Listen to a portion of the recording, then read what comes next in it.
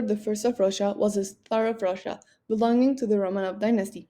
He acceded the throne in 1801 when his father, Paul I, was assassinated by the Pahlen conspiracy. Educated by the Swiss Laharpe in the principles of enlightened despotism, he continued the modernizing policy of his predecessor, advised by a secret committee of young admirers of the British model. He abolished secret courts, torture, and censorship, gave greater powers to the Senate, opened the possibility of freeing the serfs, founded universities, and harbored other projects that did not come to fruition, such as giving Russia a liberal constitution. However, most of his efforts were absorbed by the international problems linked to the Napoleonic Wars.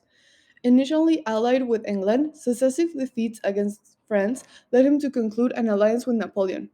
In exchange for declaring war on the English and recognizing the order imposed by France on the continent, Alexander obtained the annexation of Finland at the expense of Sweden. The alliance did not last long, as Russia was harmed by French support for the rebirth of an independent Poland and by the continental blockade, which prevented it from continuing to export grain and raw materials to England. The confrontation led Napoleon to launch the Russian campaign in 1812. The catastrophe suffered by the French Grand Army in that campaign, motivated largely by the difficulties of distance and climate, made the Tsar the leader of the coalition that would defeat Napoleon until his fall. Alexander I of Russia entered Paris at the head of his troops in 1814 and promoted moderate treatment of the vanquished. He opposed the idea of dismembering France, restored the Bourbons to the throne, and signed a peace treaty with the new king, Louis XVIII. Despite the return of Napoleon and his new military defeat, the Tsar maintained the same position.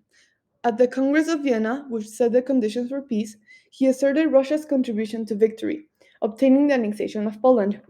The intellectual influence of Baroness de Krudener brought him closer to Christian mysticism, which she embodied in the formation of the Holy Alliance, a coalition of European monarchies to preserve the traditional order against the threats of liberalism and nationalism. From 1820, terrified by the revolutionary attempts detected in Russia, he became a reactionary despot, an ally of the Turkish Sultan against Western diplomacy, and a promoter of armed intervention against the liberal revolutions of the continent, and who inside repressed all freedom of expression and curtailed the few rights granted to serfs. Suddenly, he died during a trip to the Crimea, and the legend circulated that he had feigned his death in order to retire to a life of a hermit under the name of Fyodor Kozmich. Curiously, his tomb, opened in 1926, was found empty.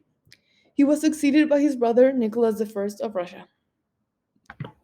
Some relevant painters of this time were Orest Kiprensky, Vasily Tropinin, Karl Bulijov, Alexander Ivanov, and Pavel Fedotov. They were united by the same aspirations. In a time of profound social changes, they felt the need to express them on their canvases. Each of them, in their own way, served the ideas of humanism, fought for the freedom of the people, and significantly influenced the formation of the national culture, which was considerably enriched thanks to their efforts and courage.